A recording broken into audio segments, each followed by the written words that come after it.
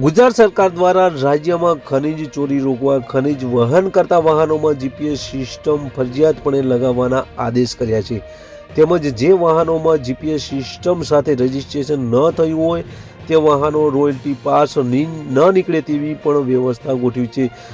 સરકારે વાહનોમાં જીપીએસ લગાવવા માટે મુદત 30 સપ્ટેમ્બરથી 15મી ડિસેમ્બર સુધીની કરી હતી। આ દરમિયાન રાજ્યભરના લીઝ હોલ્ડરો ટ્રાન્સપોર્ટરો દ્વારા સરકારમાં રજૂઆત કરી આ નિર્ણય પાછો ખેંચવા માંગ કરી હતી અને સરકાર આ નિર્ણય પ્રત્યે હકારાત્મક પ્રતિસાદ આપશે તેવી આશાએ અનેક વાહનોમાં જીપીએસ સિસ્ટમ લગાવી ન હતી। તેવામાં બનાસકાંઠા જિલ્લાના ભૂસ્તર શાસ્ત્રીની કચેરીની જે ગાડી છે તેમાં કોઈ ઈસમ દ્વારા પાલનપુર આ જે ખનન ચોરીથી બચવા માટે જીપીએસ લગાવી દેતા ભૂસ્તર શાસ્ત્રીએ પાલનપુર પોલીસ સ્ટેશનમાં ફરિયાદ નોંધાવી છે।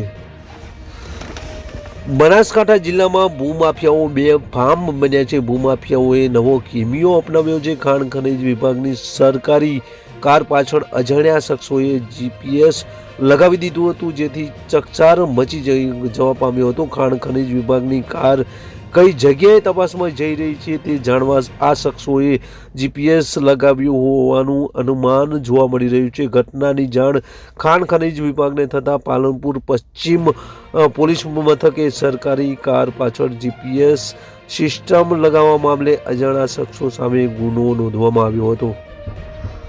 બનાસકાંઠા જિલ્લાની ભૂસ્તર શાસ્ત્રીની કચેરીમાં 30 સપ્ટેમ્બર 2023નું એક બોર્ડ લગાવવામાં આવ્યું હતું, જે બોર્ડમાં ખાણ કામ પર સંકળાયેલા વાહનો પર જીપીએસ સિસ્ટમ આધારિત વીટીડી લગાવવાનું અનિવાર્ય, ખનીજ વપરાશ સાથે સંકળાયેલી સરકારી, અર્ધસરકારી, ખાનગી સંસ્થાઓ તેમજ એન્ડ યુઝર્સનું રજિસ્ટ્રેશન ફરજિયાત આવું એક બોર્ડ લગાવવામાં આવ્યું હતું, પરંતુ થયું કંઈક અલગ જ।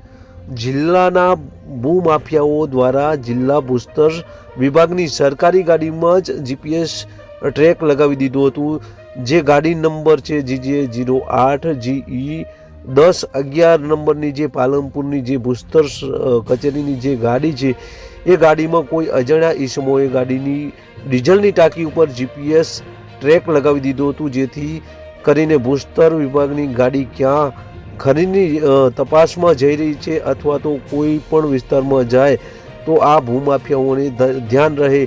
જો કે વિગતવાર જોઈએ તો ભૂસ્તર વિભાગની ગાડીના ચાલક ગાડી સાફ સફાઈ કરી રહ્યા હતા, તે દરમિયાન ડીઝલ ટેન્ક સાફ કરવા જતાં તેની ઉપર કશું ડિવાઇસ મળી આવ્યું હતું, જેથી ગાડીના ચાલકે અધિકારી ભૂસ્તર શાસ્ત્રીને જાણ કરતાં હડપંપ મચી ગયો હતો, જેથી અધિકારીએ તાત્કાલિક પશ્ચિમ પોલીસ સ્ટેશનનો સંપર્ક કરી અજાણ્યા ઈસમો પર ફરિયાદ નોંધાવી છે। ડિવાઇસમાંથી એક સિમ કાર્ડ પણ મળી આવ્યું હતું। પોલીસે ફરિયાદ નોંધી પોલીસે આગળની તપાસ હાથ ધરી છે। ક્રાઇમ આવાજ બનાસકાંઠા।